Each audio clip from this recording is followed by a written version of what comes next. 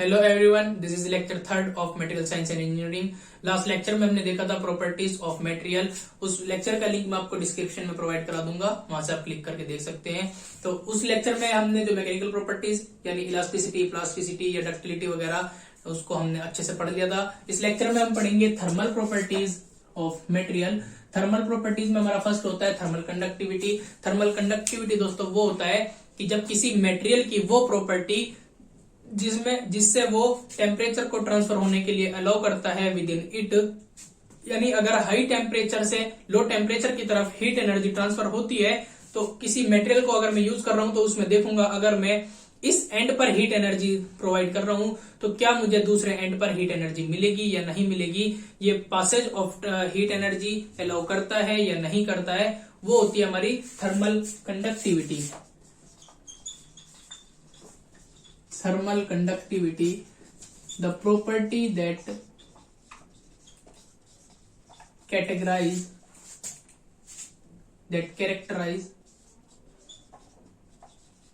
the ability of a material to transfer heat energy within it। तो ये होती है हमारी थर्मल कंडक्टिविटी, यानी हाई टेम्परेचर से लो टेम्परेचर की तरफ जब हमारी हीट एनर्जी ट्रांसफर होती है तो कोई मटेरियल अपने अंदर से मतलब वो कंडक्ट करता है हीट एनर्जी को या नहीं, वो होती है हमारी थर्मल कंडक्टिविटी। सेकंड इसमें हमारा हीट कैपेसिटी।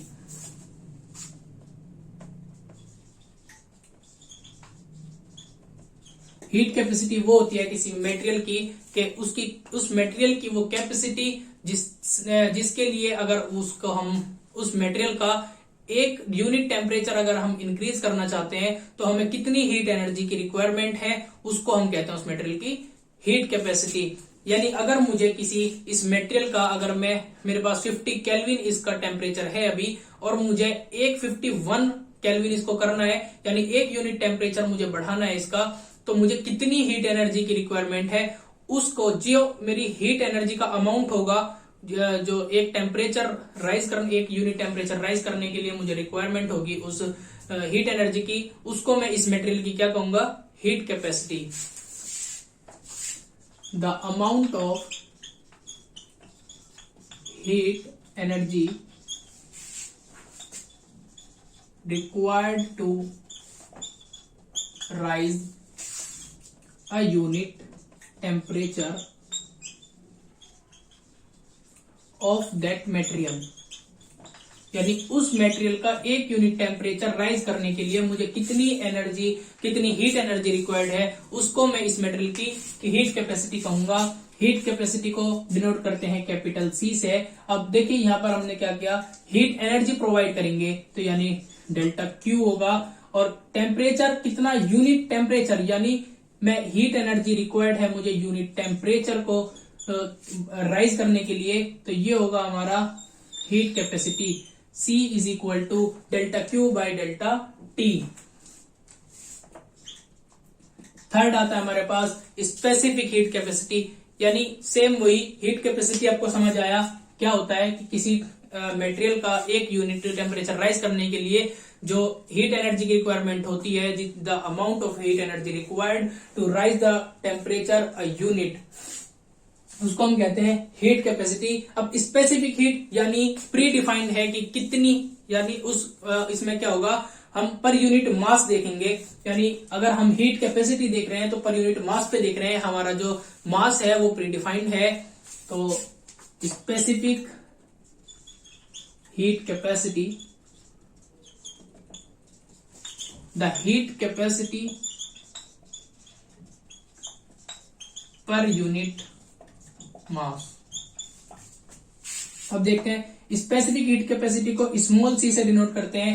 अब हमारा यहां पर स्मॉल सी क्या होगा, कैपिटल सी अपॉन एम, यानी कैपिटल सी हमारा क्या है, हीट कैपेसिटी है,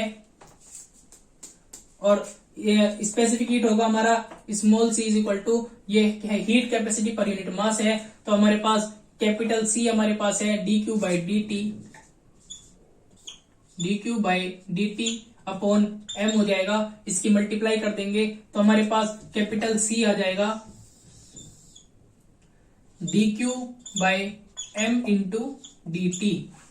ठीक है, अब यहां पर अगर हम देखते हैं तो डी क्यू, क्यू क्या है हमारी हीट एनर्जी है, हीट एनर्जी की यूनिट होती है जूल और टेम्परेचर की होती है केल्विन, यानी जूल पर केल्विन। और इसकी क्या होगी, हीट एनर्जी की तो जूल ही होगी, पर मास है, मास की होती है किलोग्राम, क्या है टेम्परेचर यानी केल्विन। स्पेसिफिक हीट कैपेसिटी की जो हमारी एसआई यूनिट होगी वो जूल किलोग्राम पर केल्विन होगी, और हीट कैपेसिटी की जूल पर केल्विन। ये है हमारी थर्मल प्रॉपर्टीज। अब नेक्स्ट हम देखते हैं इसमें इलेक्ट्रिकल प्रॉपर्टीज। तो अब आती है हमारी electrical properties of a material, यानी अगर मैं किसी मटेरियल की इलेक्ट्रिकल प्रॉपर्टीज देखता हूं, यानी मैं अगर किसी मटेरियल को अपने इलेक्ट्रिक फील्ड में रखता हूं तो उसमें क्या क्या प्रॉपर्टीज होंगी, उसकी क्या क्या चेंजेस होंगे, या क्या क्या चीजें वेरी करेंगी, उनको हम बोलेंगे इलेक्ट्रिकल प्रॉपर्टीज।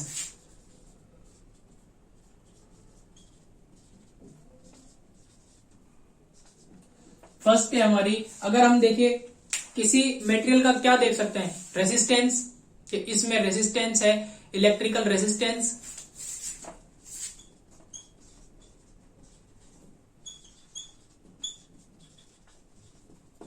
इलेक्ट्रिकल रेजिस्टेंस देखिए बेसिकली क्या होता है कि अगर मेरे पास ये सर्किट है,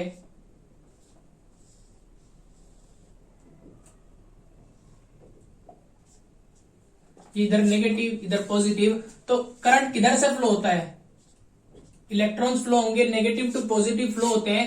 अब जब ये स्पीड से, किसी स्पीड से हमारे इलेक्ट्रॉन्स नेगेटिव से पॉजिटिव की तरफ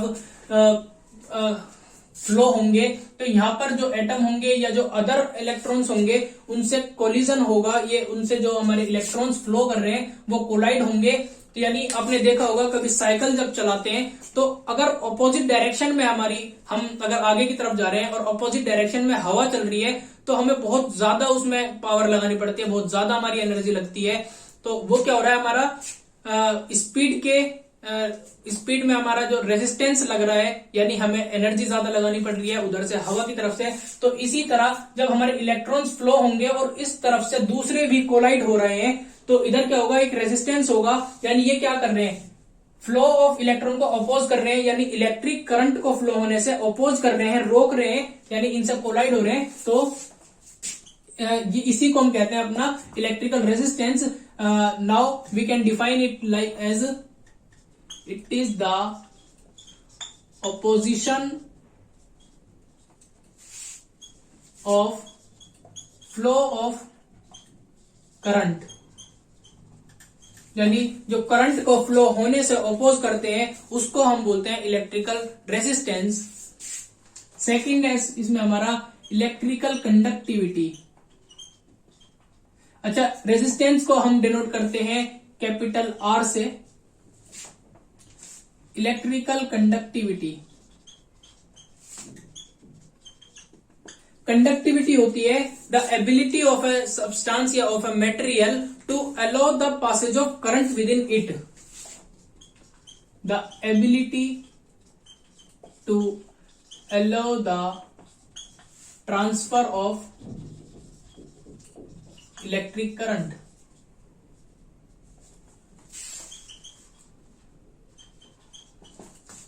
जब एक मटेरियल में हमने अपना पोटेंशियल दिया या उसमें हमारा इलेक्ट्रिक करंट जो है ट्रांसफर हो रहा है, तो उसको हम कहेंगे उस मटेरियल की इलेक्ट्रिकल कंडक्टिविटी।